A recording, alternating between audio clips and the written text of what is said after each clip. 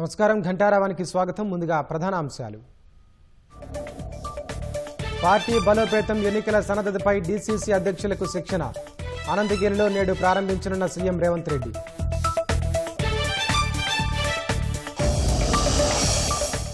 Trump tariff టెర్రర్కు America supreme court అడ్డుకట్ట. ప్రపంచ దేశాలపై ఎడాపెడా విధించిన భారీ సుంకాల రద్దు.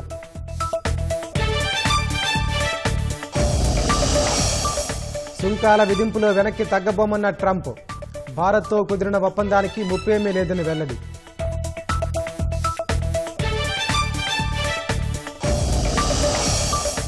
ఇరాన్పై ఆదివారం నుంచే యుద్ధం మొదలు కావచ్చన్న పెంటగాన్. అమెరికాను ధీటుగా ఎదుర్కొనేందుకు సిద్ధమవుతున్న టెహ్రాన్.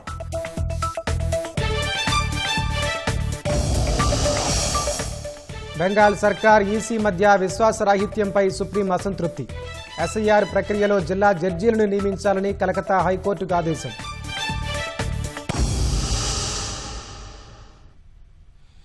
జిల్లా స్థాయిలో పార్టీ బలోపేతం చేయడం, ఎన్నికలకు సమగ్ర సన్నద్ధత కల్పించడం, ప్రజలతో అనుసంధానం పెంచడమే లక్ష్యంగా కాంగ్రెస్ పార్టీ ప్రత్యేక శిక్షణ కార్యక్రమాలు నిర్వహిస్తోంది.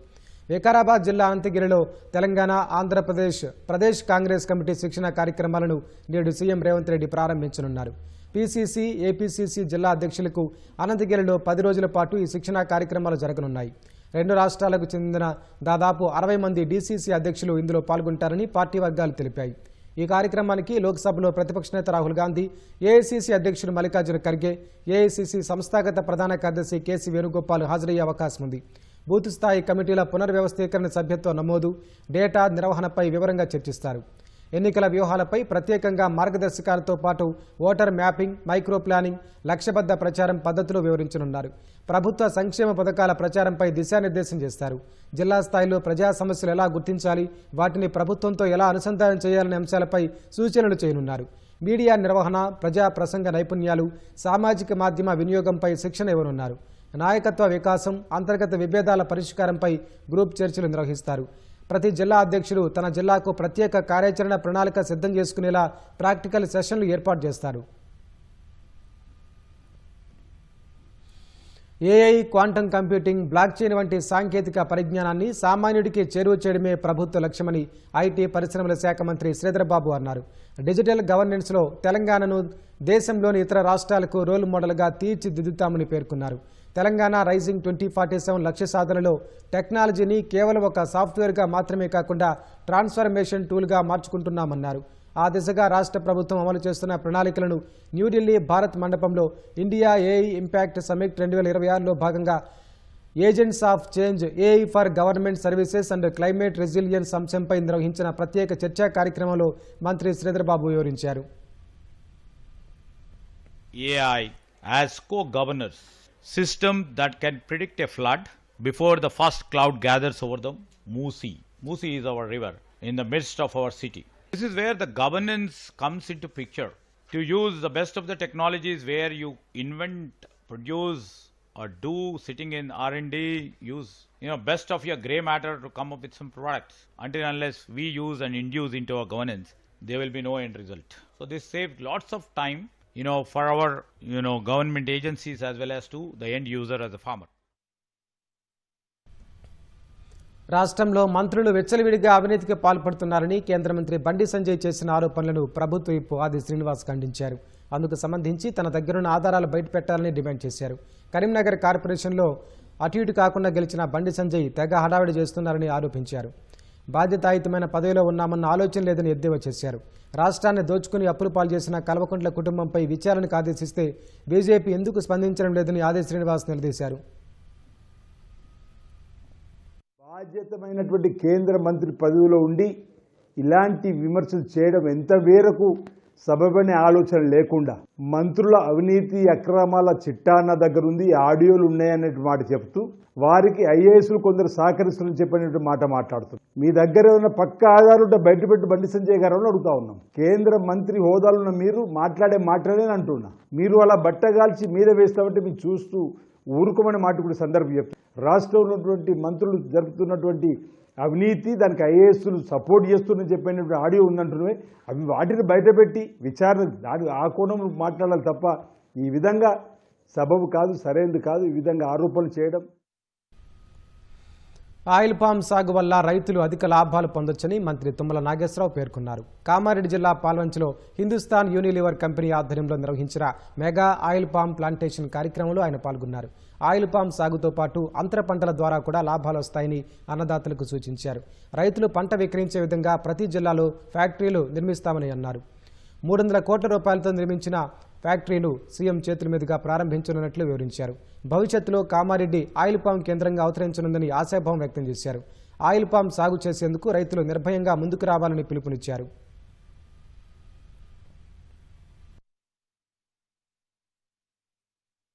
ఈ పామాయిల్ ద్వారా ఉత్పత్తులు చేసేటటువంటి వస్తువులన్నీ కూడా ఈ కంపెనీ తయారు చేస్తుంది. పామాయిల్ పంట పామాయిల్కే ఉంటుంది, కోకో పంట కోకోకే ఉంటుంది, అందులో ఒక్క కూడా పెరుగుతుంది.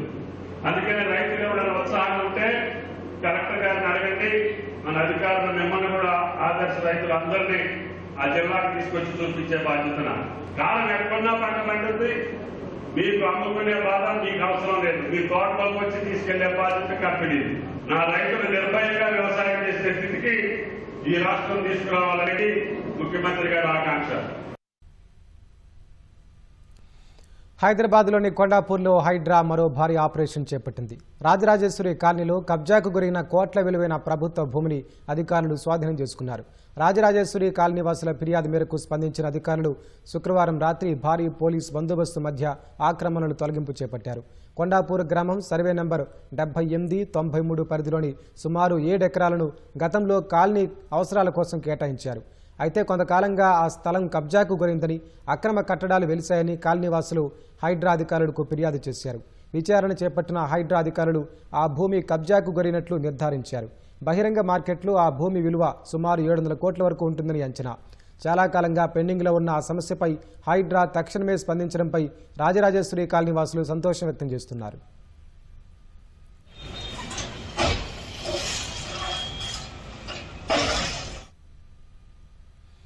మెదక్ జిల్లా చేగుంట మండలం పులిమామిడి వద్ద పురుగుల మందు డబ్బాలతో రైతులు ఆందోళనకు దిగారు. కొండపోచమ్మ సాగర్ నీరు అందకుంటే జీవనాధారమైన పంటలు పండవని, తమకు చావే శరణ్యమంటూ అన్నదాతలు నిరసన చేపట్టారు. నిజాంపేట మండలం కె వెంకటాపూర్ గ్రామానికి చెందిన అన్నదాతలు పెద్ద సంఖ్యలో తరలివచ్చి రామాయంపేట గజ్వేల్ రహదారిపై రాస్తారోకో చేశారు. కర్షకుల ఆందోళనతో వాహనాల రాకపోకలకు అంతరాయం కలిగింది. వేల రూపాయలు ఖర్చు చేసి పంటలు సాగు చేస్తే నీరందక పంటలు దెబ్బతింటున్నాయని ఆవేదన వ్యక్తం చేశారు. కొండపోచమ్మ సాగర్ నుంచి నీటిని విడుదల చేయకపోవడం వల్ల తీవ్రంగా నష్టపోతున్నామని తెలిపారు. ఉన్నతాధికారులతో చర్చించి సమస్య పరిష్కరిస్తామని అధికారులు హామీ ఇవ్వడంతో కర్షకులు ఆందోళన విరమించారు.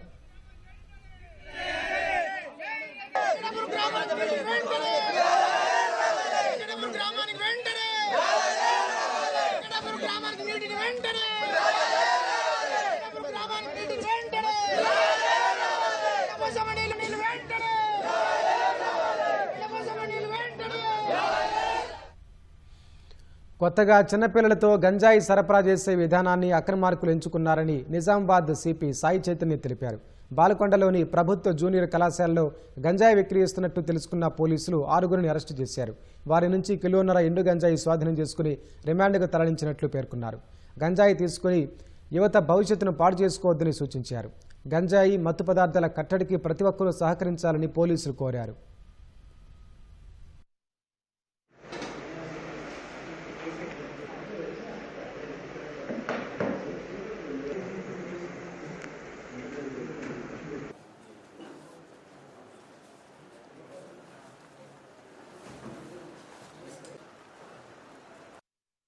ఇతను చేసేది ఏంటి అంటే ఇక్కడి నుంచి నాందేడ్లో వెళ్ళి కిన్వట్లో మున్ని అనే వ్యక్తి దగ్గర గాంజా కొన్ని ఇక్కడికి వచ్చి దాన్ని చిన్న చిన్న ప్యాకెట్లు 5 గ్రాముల ప్యాకెట్ల కింద విభజించి ఈ ఏజెంట్ల ద్వారా జనాలకి 400 రూపాయలకి 500 రూపాయలకి 500 గ్రాముల ప్యాకెట్లు అమ్మడం జరుగుతూ ఉంటుంది. ఈ ద్వారా అమ్మినందుకు ఏజెంట్లకు కూడా 100 రూపాయలు లాభం అన్నట్టు ఈ ఏజెంట్ల ఒక సిస్టమ్ ఏర్పాటు చేసుకుని మన యువతని టార్గెట్ చేస్తూ పట్టుకోకుండా ఉండడానికి బాలల్ని చిన్నపిల్లల్ని వాడడం, మైనర్స్ని వాడడం కూడా జరిగింది.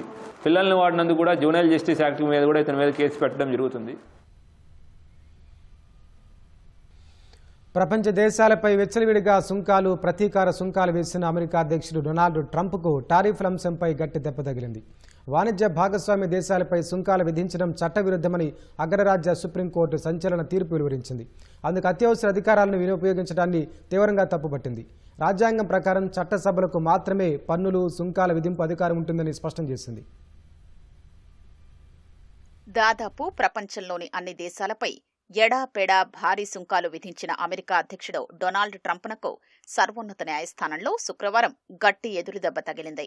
అమెరికా చట్టసభల అనుమతి లేకుండా విధించిన ఆ సుంకాల్ని రద్దు చేస్తూ 9 మంది న్యాయమూర్తులతో కూడిన సుప్రీంకోర్టు ధర్మాసనం 6-3 మెజారిటీతో తీర్పు వెలువరించింది. అధ్యక్షుడి అత్యవసర అధికారాల చట్టాన్ని వినియోగిస్తూ ప్రతీకార సుంకాలు విధించడాన్ని కూడా ధర్మాసనం తప్పుపట్టింది. రాజ్యాంగం ప్రకారం చట్టసభలకు మాత్రమే పన్నులు, సుంకాల విధింపు అధికారం ఉంటుందని స్పష్టం చేసింది. పన్నులు, సుంకాలు విధించే అధికారాన్ని రాజ్యాంగ నిర్మాతలు కార్యనిర్వాహక శాఖకు ఇవ్వలేదని మెజారిటీ తీర్పు రాసిన సీజే జస్టిస్ జాన్ రాబర్ట్స్ పేర్కొన్నారు. అయితే 6 న్యాయమూర్తుల మెజారిటీ తీర్పునకు భిన్నంగా 3 జడ్జిలు విడిగా అసమ్మతి తీర్పును రాశారు. టారిఫ్ విధానంలోని మంచి చెడ్డలు ఎలా ఉన్నప్పటికీ అధ్యక్షుడి నిర్ణయం చట్టబద్దమేనని, గతంలోనూ ఈ తరహా చర్యలు తీసుకున్నారని 3 జడ్జిలు పేర్కొన్నారు. అమెరికా ప్రభుత్వ విధానాలకు అనుగుణంగా భారత్పై అదనంగా విధించిన సుంకాల్ని, ప్రతీకార సుంకాల్ని ట్రంప్ తగ్గించిన విషయాన్ని జస్టిస్ బ్రెట్ కవనాఫ్ అసమ్మతి తీర్పులో ప్రస్తావించారు.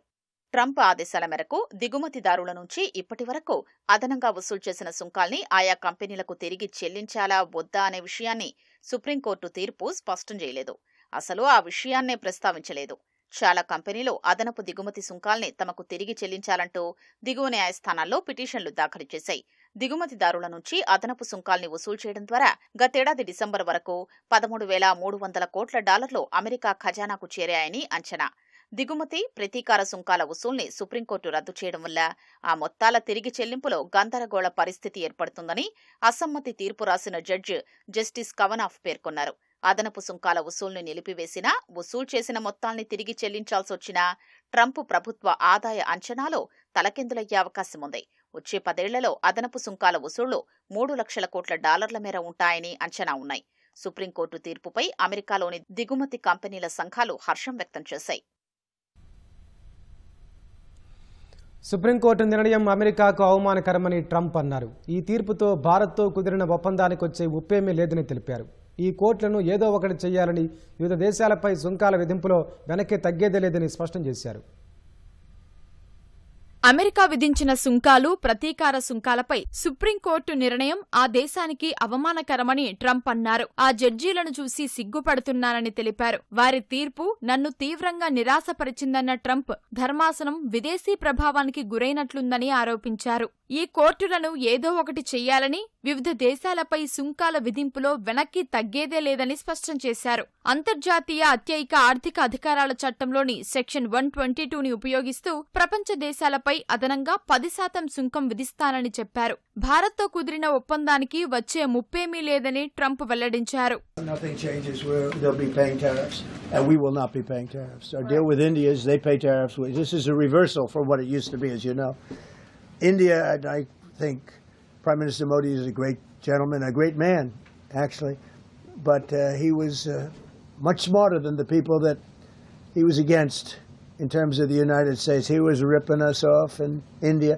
So we made a deal with India, and it's a fair deal now, and we are not paying tariffs to them, and they are paying tariffs. We did a little flip. America supreme court తీర్పుతో Britain, Japan, ఐరోపా సమాఖ్య, Malaysia, Bharat, Indonesia, Vietnam తదితర దేశాలతో అగ్రరాజ్యం కుదుర్చుకున్న వాణిజ్య ఒప్పందాలన్నీ నిరర్థకంగా మారనున్నాయి. ఆయా దేశాలు ఈ ఒప్పందాలను బుట్ట దాఖలు చేసే అవకాశం ఉంది. ట్రంప్ ఈ తరహా సుంకాలను అంతర్జాతీయ అత్యయిక ఆర్థిక అధికారాల చట్టంలోని సెక్షన్ 301, సెక్షన్ 232 కింద విధించేందుకు ప్రయత్నించవచ్చు. అయితే అందుకు ప్రజామోదం మళ్లీ పొందాల్సి ఉంటుంది. తత్ఫలితంగా జరిగే జాప్యం మళ్లీ న్యాయపరమైన సవాళ్లను లేవనెత్తే అవకాశం ఉంది. ఆయా సెక్షన్ల కింద విధించే సుంకాలు అన్ని దేశాలకు ఏకరూపంగా వర్తించవు. తాజా తీర్పు వాణిజ్య విషయాల్లో అమెరికా పార్లమెంటుదే పైచేయి అని స్పష్టం చేసింది. సుంకాలను ఆయుధాలుగా ఉపయోగించి ఇష్టారాజ్యం చెలాయించే అధ్యక్షుడి ప్రవృత్తికి కళ్లెం వేసింది. ప్రతీకార సుంకాలు రద్దు కావడం వల్ల సగానికి పైగా భారత ఎగుమతులపై 18% అదనపు సుంకాల భారం తొలగనుంది. అత్యధిక ప్రాధాన్య దేశాలపై విధించే ప్రామాణిక సుంకాలు మాత్రమే భారత్కు వర్తించే అవకాశం ఉంది. మిగిలిన ఎగుమతులపై అంతర్జాతీయ అత్యయిక ఆర్థిక అధికారాల చట్టంలోని సెక్షన్ 232 కింద సుంకాలు కొనసాగుతాయి. ఉక్కు, అల్యూమినియంలపై 50%, కొన్ని ఆటోమొబైల్ పరికరాలపై 25% సుంకం వర్తిస్తుంది. ఎగుమతి విలువలో దాదాపు 40% ఉండే స్మార్ట్ ఫోన్లు, పెట్రోలియం ఉత్పత్తులు, ఔషధాలు వంటివి సుంకాల నుంచి మినహాయింపు పొందుతాయి. అమెరికా సుప్రీంకోర్టు తీర్పు నేపథ్యంలో భారత్ అగ్రరాజ్యంతో తన వాణిజ్య ఒప్పందాన్ని సమీక్షించుకునేందుకు వీలు కలిగింది. పశ్చిమాసియాలో ఉద్రిక్తతలు కొనసాగుతున్నాయి. పక్షం రోజుల్లో ఇరాన్ దారికి రాకపోతే పోరు అనివార్యమని అమెరికా అధ్యక్షుడు ట్రంప్ హూంకరిస్తున్నారు. పెంటగాన్ అధికారులైతే ఆదివారం నుంచి యుద్ధం ప్రారంభం కావచ్చన్న సంకేతాలు ఇస్తున్నారు. యుద్ధం అనివార్యమైతే ఎదుర్కోవడానికి ఇరాన్ కూడా సిద్ధమంటోంది. ఈ నేపథ్యంలో యుద్ధానికి రెండు దేశాలు తమ సన్నాహాలను దాదాపు పూర్తి చేసుకున్నాయి. అమెరికా, ఇరాన్ మధ్య ఉద్రిక్తతలు కొనసాగుతున్నాయి. ఇరాన్పై పరిమిత స్థాయి దాడులకు దిగే అవకాశాలు పరిశీలిస్తున్నట్లు అమెరికా అధ్యక్షుడు ట్రంప్ మీడియాతో తెలిపారు. ఇరు దేశాల మధ్య అణు ఒప్పందం సంబంధిత చర్చలు ఇంకా కొలిక్కి రాకపోవడంతో ఆయన ఈ వ్యాఖ్య చేసినట్లు తెలుస్తోంది. ఇరాన్ తమతో కలిస్తే మంచిదని, లేకపోతే పరిణామాలు వేరుగా ఉంటాయని హెచ్చరించారు. ఇరాన్ పక్షం రోజుల్లో దారికి రాకపోతే పోరు అనివార్యమని ట్రంప్ హూంకరిస్తున్నారు. పెంటగాన్ అధికారులైతే ఆదివారం నుంచే యుద్ధం ప్రారంభం కావచ్చన్న సంకేతాలిస్తున్నారు. యుద్ధం అనివార్యమైతే ఎదుర్కోవడానికి ఇరాన్ కూడా సిద్ధమంటోంది. ఈ నేపథ్యంలో యుద్ధానికి రెండు దేశాలు తమ సన్నాహాల్ని దాదాపు పూర్తి చేసుకున్నాయి. ఇరాన్ విషయంలో వెనుజువేలా తరహా వ్యూహాన్నే ట్రంప్ అనుసరిస్తున్నారు. అందుకే ఇరాన్తో చర్చలు జరుపుతూనే కీలక రక్షణ వ్యవస్థల్ని అమెరికా పశ్చిమాసియాలో మోహరించింది.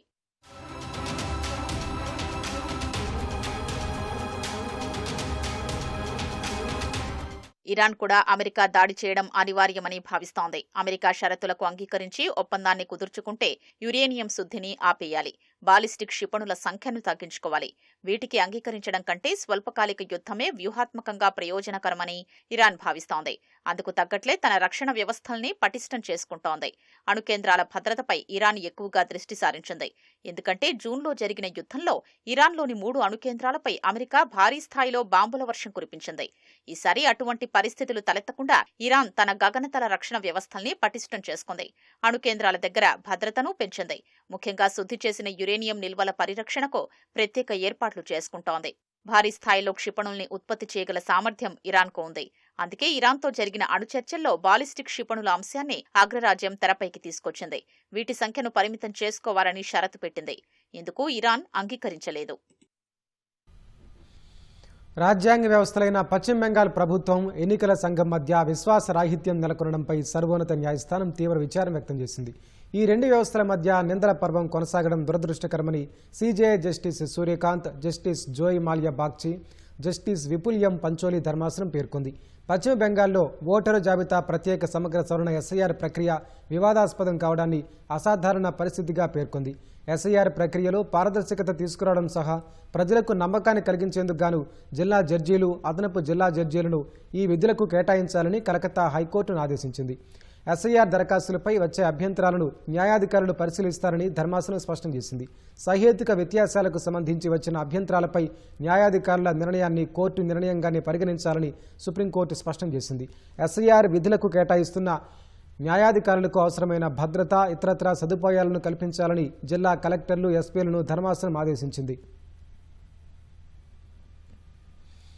త్వరలో జాతీయ రహదారులపై ఉన్న టోల్ ప్లాజాలో నగదు చెల్లింపులు పూర్తిగా నిలిచిపోనున్నాయి. ఏప్రిల్ 1 నుంచి ఫాస్టాగ్, యూపీఐ చెల్లింపులకు మాత్రమే అవకాశం ఉంటుందని జాతీయ రహదారుల ప్రాధికార సంస్థ NHAI తెలిపింది. జాతీయ రహదారుల టోల్ వ్యవస్థను డిజిటల్గా మార్చే ఉద్దేశంతో ఈ నిర్ణయం తీసుకున్నట్లు పేర్కొంది. ప్రస్తుతం టోల్ చెల్లింపులు దాదాపు 98% ఫాస్టాగ్ ద్వారానే జరుగుతున్నాయి. ఈ నేపథ్యంలో ఎలక్ట్రానిక్ చెల్లింపుల ప్రయోజనాలు, టోల్ వ్యవస్థను సమర్థంగా, విశ్వసనీయంగా మార్చే లక్ష్యంతో ఈ నిర్ణయం తీసుకున్నట్లు NHAI తెలిపింది. డిజిటల్ చెల్లింపుల వల్ల టోల్ ప్లాజాల వద్ద రద్దీతో పాటు ప్రయాణ సమయం కూడా తగ్గనుంది. దేశంలో ప్రస్తుతం జాతీయ రహదారులు, ఎక్స్ప్రెస్ వేలపై 1150 టోల్ ప్లాజాలున్నాయి. హర్యానాలోని ఫరీదాబాద్లో అఖ్తర్ ఖాన్ అనే స్క్రాప్ డీలర్ నిజాయితీ చాటుకున్నారు. పొరపాటున పాత సామాన్లతో కలిసి తమ వద్దకొచ్చిన 15 లక్షల విలువైన బంగారాన్ని యజమానికి తిరిగి అప్పగించారు. దీంతో ఆయన్ను అంతా ప్రశంసించారు. ఫరీదాబాద్కు చెందిన అశోక్ శర్మ కుటుంబం దొంగల భయంతో తమ వద్ద ఉన్న 100 గ్రాముల బంగారాన్ని భద్రంగా ఉంటుందని భావించి కొన్ని పనికిరాని వస్తువుల వద్ద సంచులు దాచిపెట్టారు. దీపావళి పండుగకు ముందు ఇల్లు శుభ్రం చేసే క్రమంలో ఆ సంచిలో బంగారం ఉన్న విషయాన్ని మర్చిపోయారు. దానిని పనికిరాని వస్తువులుగా భావించి హాజీ అఖ్తర్ ఖాన్ అనే స్క్రాప్ డీలర్కు అమ్మేశారు. ఆ తర్వాత విషయం గుర్తుకొచ్చి వెళ్లి వెతికినా కుప్పలుగా ఉన్న సామాన్లలో బంగారం దొరకలేదు. కొన్ని నెలల తర్వాత ఖాన్ తన యార్డులోని సామాన్లను వేరు చేస్తున్నప్పుడు ఆ సంచి కనిపించింది. అందులో సుమారు 15 లక్షల విలువైన 100 గ్రాముల బంగారు ఆభరణాలు ఉన్నాయి. పోలీసుల సమక్షంలో వాటిని యజమానికి అప్పగించారు. హర్యానాలో ఓ యాచకుడి వద్ద నోట్ల కట్టలు చూసి స్థానికులు ఆశ్చర్యపోయారు. అంబాలా నగరంలో రద్దీగా ఉండే రైల్వే రోడ్డు హనుమాన్ ఆలయం వద్ద చిరిగిన బట్టలు, మాసిన గడ్డంతో 3 చక్రాల సైకిల్పై లేఖరాజ్ అనే వృద్ధుడు భిక్షాటన చేసేవాడు. ఇటీవల అనారోగ్యానికి గురైన ఆ వృద్ధుడు ఆసుపత్రిలో చికిత్స పొందుతూ చనిపోయాడు. బంధువులెవరూ లేకపోవడంతో ఓ స్వచ్ఛంద సంస్థ అంత్యక్రియలు నిర్వహించింది. అనంతరం పోలీసులు యాచకుడి వద్ద ఉన్న ట్రంకు పెట్టెను స్వాధీనం చేసుకుని చూడగా 66,000కు పైగా నగదు, 2 బ్యాంకు పుస్తకాలు లభించాయి. ఒక బ్యాంకు ఖాతాలో 3.32 లక్షలు, మరో ఖాతాలో 400 రూపాయలకు పైగా జమ చేసినట్లు గుర్తించారు. ఒడిశాలోని సంబల్పూర్ జిల్లా బదుపాలి గ్రామానికి చెందిన కిషోర్ బిస్వాల్ అనే రైతు సేంద్రియ పద్ధతిలో జామ పండ్లు సాగు చేస్తూ మంచి లాభాలు గడిస్తున్నారు. కేవలం 2 ఎకరాల్లో విదేశీ రకాల జామ పండ్లను పండిస్తూ ఏడాదికి 50 లక్షల వరకు ఆదాయం గడిస్తున్నారు. యూట్యూబ్ వీడియోలు చూసి 2021లో ప్రారంభించిన ప్రయోగాత్మక సాగు ఇప్పుడు ఒక లాభసాటి వ్యాపారంగా మారింది. కిషోర్ తన తోటలో సుమారు 2000 జామ చెట్లను పెంచుతున్నారు. అందులో థాయ్ వెరైటీలు, Thai pink, Thai 7, Thai super Kiran ఉండగా జపనీస్ బ్లాక్ డైమండ్ అనే అత్యంత ఖరీదైన రకం సైతం ఉంది. థాయ్ మొక్క ఒక్కొక్కటి 250 కాగా జపనీస్ బ్లాక్ డైమండ్ మొక్క ధర ఏకంగా 4,500 రూపాయలు. ఈ జామ పండ్లు కిలో 120 నుంచి 250 వరకు పలుకుతున్నాయి. శాస్త్రీయ పద్ధతుల వల్ల ఇక్కడ ఒక్కో పండు 700 గ్రాముల నుంచి 1.5 కిలోల వరకు బరువు పెరుగుతుంది. ఏడాదికి 3 సార్లు కోత కోస్తారు. ఒక్కో చెట్టు నుంచి 60 కిలోల దిగుబడి వస్తోంది.